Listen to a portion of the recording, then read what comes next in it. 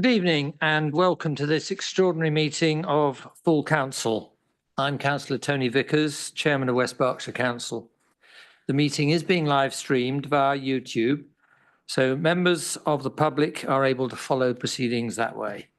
Council members are present in the council chamber for this meeting, and any members of council who are in attendance remotely will be entitled to speak and ask questions when invited to do so by myself.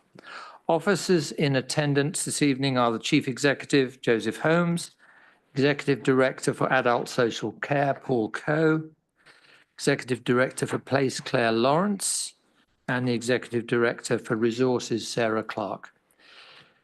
Nicola Thomas, the Deputy Monitoring Officer, will be my legal advisor to the meeting. I'm assisted by Stephen Chard, the clerk to the meeting, and by Ben Ryan, who is the Zoom host. And welcome to the Honorary Alderman in attendance. There's one there, I see. And before we start this evening's meetings, just a word about the subject of standards and, importantly, mutual respect. Members across the chamber may not always agree with one another, but I would ask that in our disagreements, which I hope there needs to be none tonight, we endeavour to always be respectful of other views. I'd also like members of the public here not to interrupt the proceedings and to please refrain from approaching any councillors unless invited to do so. And during the meeting, when a motion, there's only going to be one motion, when the motion has been proposed and seconded, I will ask the monitoring officer to conduct the vote by a show of hands. Any apologies? Item 1 is apologies for absence. Any apologies? Thank you, Chairman. We have received apologies from a number of councillors. Councillors Nick Carter, Heather Codling, Martin Colston, Laura Coyle, Paul Dick, Nigel Foote, Stuart Gawley, Janine Lewis, Ross McKinnon, David Marsh, Vicky Poole, Max Shakespeare, Louise Sturgis, Martha Vickers, and also Honorary Alderman Paul Bryant, Keith Chopping, Graham Jones, Gordon Lundy and Andrew Rolls. Are there any other apologies from the floor? I believe there's apologies from B Loco. Thank you. Are there any other apologies? Anybody received any others?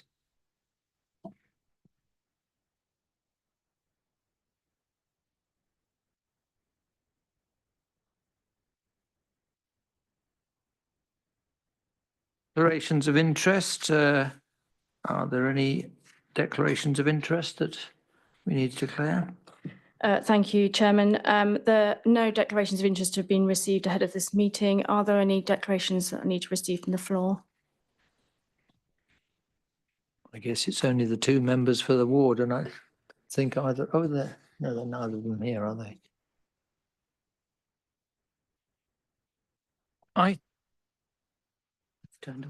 Item 3, the delegation of powers under section 91 of the Local Government Act 1972. And may I ask Councillor Jeff Brooks to formally move the recommendation contained in your report? Happy to move the recommendation and be seconded, I'm sure. Who will be the seconder? I will second the motion. Councillor Brooks, would you like to introduce the motion? Thank you, Chairman. This motion is that the full council delegates authority to the monitoring officer in consultation with the three group leaders to make an order, which is in Appendix A, to appoint parish councillors to ensure that an incorporate parish council is corporate and can continue to act. Now, that is what we are here to enact this evening. I'll come on to the two councillors we are proposing that the monitoring officer works with to appoint in consultation, as it says, with the group leaders. This must be a stressful time for the council, parish council of Hermitage, for those councillors who remain, there are 3 of them, and for those who felt the need to resign. And we are not going to attempt to get into any detail about the difficulties you have been experiencing. We are here to appoint 2 councillors through the monitoring officer to assist the parish council, in being able to continue to run, to continue to carry out its key business. That is what we're here for. We're here as a friend to get you working again to the manner you need to do for your residents. And in order to do that, I will be proposing as the group leader and as the leader of council, and I am with the hopeful support of Councillor David Marsh, Councillor Ross McKinnon, to appoint Councillors Paul Dick and Heather Codling, both councillors of the ward that you sit in, Coldash and Cheveley. They are both very committed public representatives. Heather Codling has been since her early 20s a guide leader, worked with young people for many, many years. She's a very dedicated person in her community. She's been on the Coldash Parish Council for some years. Paul Dick has given a great deal of service to the children of Thatcham and surrounds, Bucklebury, Aldermaston, that catchment area for the Kennet School. And therefore, I play no politics. I am saying to you, we are going to ask two very esteemed people locally to come and help your council. That is the proposition, but it is under delegated powers to the monitoring officer that I'm asking the council to give leave for the group leaders to support Sarah Clark in doing that. And I really do, and I'm talking to you directly, I really think this will help, and I really hope that this will move the parish council on in a very positive way. And I will be watching that carefully with Heather and Paul to make sure we turn a corner. The parish councils are very vital to this district. We run the district parish conference twice a year. I also go out and meet parishes very regularly. So I really hope this will move you forward. Chairman, not much else to say, but I think that is an appropriate summary of where we are and what we want to do in a positive way for the people and the parish of Hermitage. Thank you very much. Thank you, Councillor Brooks. Councillor Cottingham, I forgot to ask if you wish to speak now or to reserve your right to speak later. I reserve my right to speak later. Thank you. I can now open the debate to the floor. Councillor Burke. Thank you, Chairman. I've had no doubt that Councillors Collington and Dick have a lot to offer to Hermitage Parish Council. Have they been approached to see whether they have the capacity to step forward and respond to the proposal you're making? We can pick Chairman, that I'll up pick now. that up in my summation. Yes, that's what I thought, Jim. Any other contributions to the minority group? Yes, okay. Councillor Culver.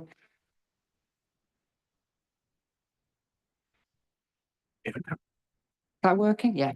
Thank you very much, Chairman. Thank you, Leader, for that. You mentioned about consulting with the other group leaders. I haven't spoken to David directly about this, but I would echo what you've said about Councillors Codling and Dick. I think they've both done great service to this council, and I'm sure they will do to the parish council as well. Obviously, my colleagues might want to say something, but on behalf of myself and David, we're certainly very happy with that. Thank you. Oh, Clive Taylor, would you like to contribute? Yes, I mean, I don't have any particular problem at all with what's being proposed, but just speaking as a chairman of a parish council that has on occasion in the past struggled to achieve the necessary quorums required, not in very different circumstances that have actually cropped up here. My only question really is the appointment of two councillors sufficient to ensure that quorums can be achieved in this, going forward? Thank you, Councillor Taylor. I'm sure the proposer will come back to that point.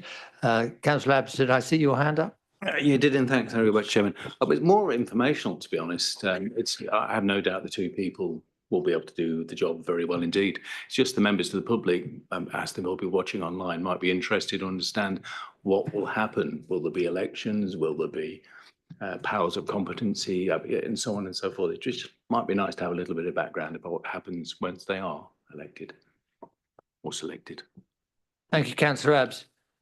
Just to add my own thoughts to this, as somebody who was asked as an ex-councillor to go and help out with Greenham Parish Council when it was in the similar danger of being inquorate, And I now have 7 parishes in our very large ward, Hungerford and Kintbury. So I know how valuable these organisations are, totally unpaid.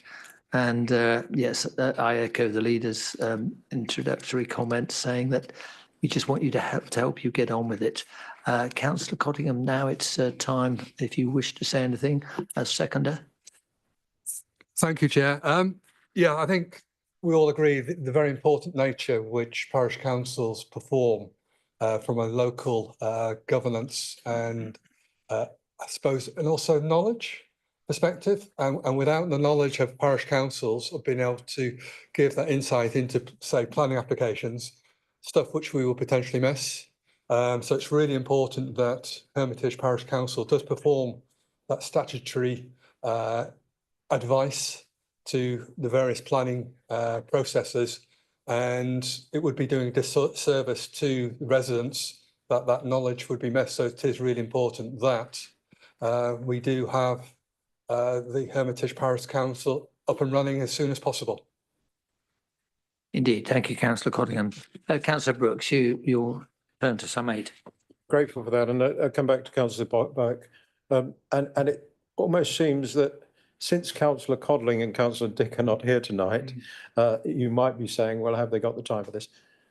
They've assured through the monitoring officer to Nikki Thomas that they are up for this and they will make the necessary time to achieve the objectives. Councillor Codling, I know, is in Scotland because a very dear friend of hers died, and they're at the funeral at the moment. Councillor Dick, I'm sure, had another appointment. This was called at very short notice. You can see that quite a lot of members were not able to attend. Councillor Abbs, the situation at the moment is the parish council is down to 3 members and a quorum is 4. So by parachuting, if you like, 2 members in, we get to 5. That means that there's a little bit of tolerance. We would expect to get 4 in a room out of 5, if you see what I mean. I believe that, and this will be for the electoral officer, the monitoring officer, that other members could be co-opted on as well as they come forward, rather than elections, unless there are, in my understanding, if there were more than needed. So there were, I think there was 9 members, or 8 members actually. I don't know what the full number you could have on that parish council. The monitoring officer may tell me in a moment. If you had 5 places and you had 6 people, you'd move into an election phase. That would be surprising in my view, from my experience. I think you probably get 4 or 5 come forward to be co-opted on to bolster this further. I certainly hope so. I know there's lots of people in parishes like Hermitage who want to get involved in keeping their town, able to do the statutory duties of a parish council and then more. So I hope that answers the question as best I can as I stand here now. So in summarising now, I believe Councillor Dick and Councillor Codling wish to do this. We'll make them so available to do this. We'll get the parish council running again, and we'll help that parish council get back to good health. And that's the support we're looking for tonight from across the chamber to enable the monitoring officer to enact those 2 appointments. Thank you very much. Right, now it's for the monitoring officer to conduct a vote by show of hands. Thank you. Through you, Chair, just to confirm that there are 11 parish council positions at Hermitage. Finally, sorry, may I take a vote for all those in support of the proposal? If you could have a show of hands. Any against?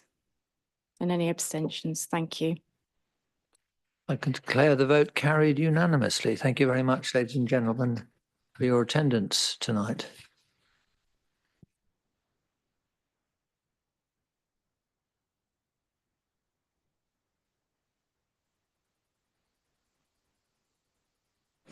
Please be upstanding.